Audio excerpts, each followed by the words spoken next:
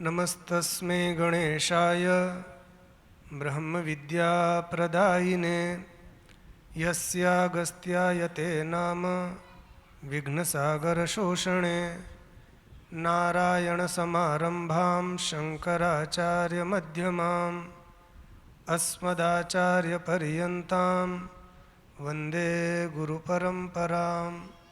श्री गीर गणेश गुरुभ्यो नमः। प्रातः स्मरणीय जगद्वंद्य पूज्य गुरुदेव भगवान के श्री चरणों में अनंत कोटि प्रणाम। मंच पर विराजमान द्वारका शारदा पीठाधीश्वर जगत गुरु जी महाराज के पावन श्री चरणों में प्रणाम। पूज्य सुबुद्धानंद जी महाराज के चरणों में प्रणाम। मंच पर विराजमान यतिवृंद को ओम नमो नारायणाय। ज्योतिषपीठ पंडित जी, ब्रह्म विद्यानंद जी, हमारे गुरुदेव के सभी प्रिय शिष्यगण शिव पुराण की कथा आपको सुना रहे हैं, ऐसे काशी से पधारे पांडे जी, विद्वज्जन, छात्रगण, देवियों, सज्जनों, जैसा कि अभी आपने ब्रह्म विद्यानंद जी महाराज के मुख से पूज्य करपात्र जी महाराज के जीवन के विषय में कुछ बातें सुनी। पूज्य करपात्र जी महाराज का जन्म 1907 में उत्तर प्रदेश के प्रतापगढ़ जिले में हुआ था। आज उनके 118 वर्ष, आज से 118 वर्ष पूर्व करपात्र जी महाराज प्रकट हुए थे। वे ऐसी दिव्य विभूति थे कि उनके विषय में जो कुछ भी कहा जाए वो सूर्य को दीपक दिखाने जैसा होगा।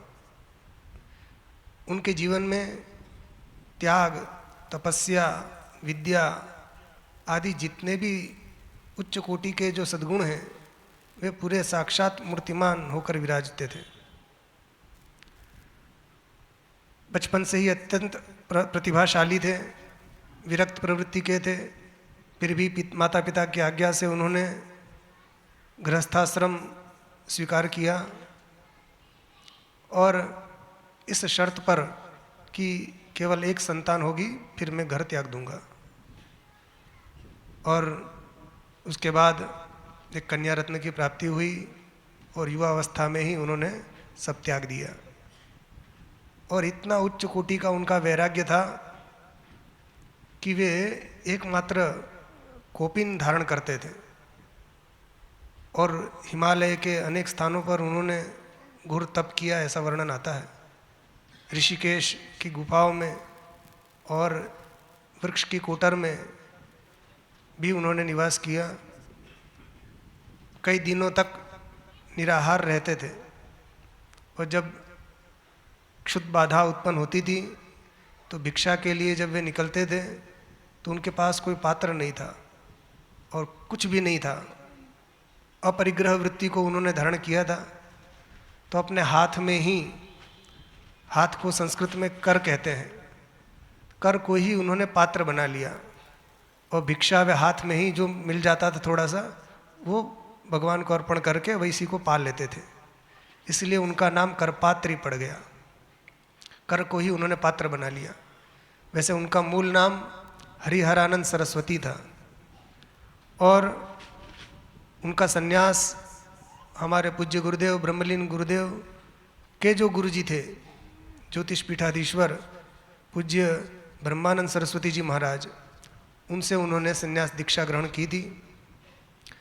और हमारे पूज्य गुरुदेव के आप गुरु भाई लगते थे सन्यास की दृष्टि से, क्योंकि हमारे गुरुदेव ने जिनसे सन्यास लिया था पूज्य ब्रह्मानंद सरस्वती जी महाराज, उन्हीं से करपात्र जी महाराज ने भी सन्यास लिया था। इसलिए दंड सन्यास की दृष्टि से हमारे गुरुदेव और करपात्री जी महाराज गुरु भाई लगते थे। किंतु हमारे गुरुदेव करपात्री जी महाराज में गुरु बुद्धि रखते थे। वे हमेशा उनको गुरु मानते थे। और जहाँ तक श्री विद्या की बात है तो श्री विद्या में हमारे गुरुदेव का जो पूर्णाभिषेक हुआ था वो पूज्य करपात्री जी महाराज के कर कमलों द्वारा हुआ था। इसलिए श्री विद्या की दृष्टि से वे हमारे गुरु जी के गुरु जी भी थे। तो हमारे काका गुरु भी लगे और परम गुरु भी लगे। तो करपात्री जी महाराज वो प्रकट नहीं होते थे, गुप्त ही रहते थे। मगर एक बार मालवीय जी ऋषिकेश में गए और वहाँ पर उन्होंने प्रणव में सबका अधिकार है इस विषय को लेकर उन्होंने चर्चा प्रारंभ करी और वे तर्क भी प्रस्तुत करने लगे, शास्त्र प्रमाण भी प्रस्तुत करने लगे।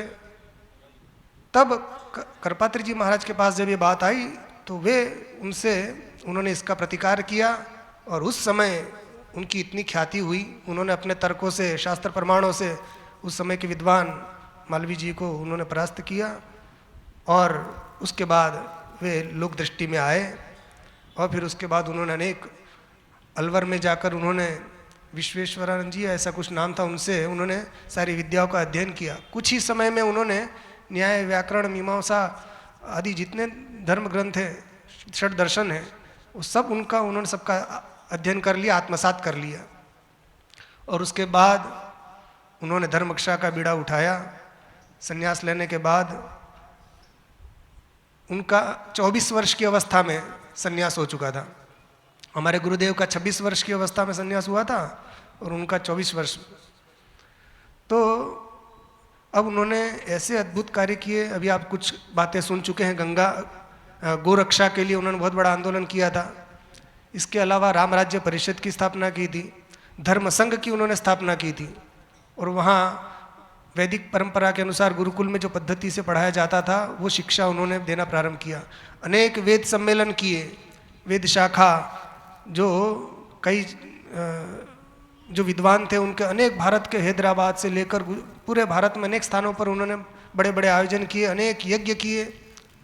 तो वो उत्तम कोटि के ज्ञान निष्ठ महात्मा होते हुए भी उन्होंने कर्म के विषय में भी उन्होंने अपना इतना कौशल दिखाया कि लोग उनको समझ नहीं पाते थे कि ये ज्ञाननिष्ठ महात्मा है कि कर्मनिष्ठ है।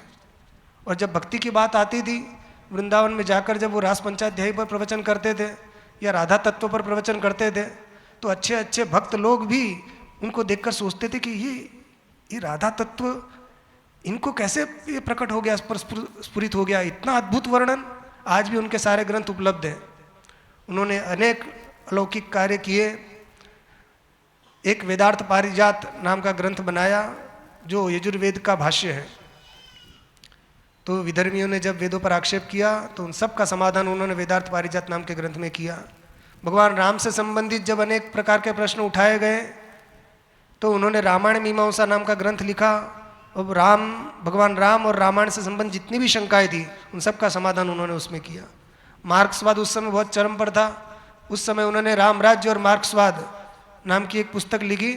उसमें उन्होंने जितने भी विदेशी मत थे, जितने भी विदेशी विद्वान थे, उन सब लोगों के मत का उल्लेख करते हुए उनका प्रत्येक का खंडन किया। ऐसे अद्भुत अद्भुत ग्रंथ उन्होंने लिखे। चातुर्वर्ण संस्कृत विमर्श आदि संस्कृत में भी हैं, हिंदी में भी हैं और न जाने कितने अद्भुत कार्य किए। उनकी दिनचर्या भी बहुत अद्भुत थी। ज्ञान, कर्म, भक्ति उनकी साक्षात मूर्ति थी। हम राम तत्व का विवेचन करने बैठते तो लगता कि ये राम जी के भक्त हैं। भगवान कृष्ण का वर्णन करने बैठते तो लगता था कि ये साक्षात कृष्ण के भक्त हैं। और शिव जी का वर्णन करने बैठते तो लगता कि साक्षात शिव है। ऐसा अद्भुत उनका चरित्र था।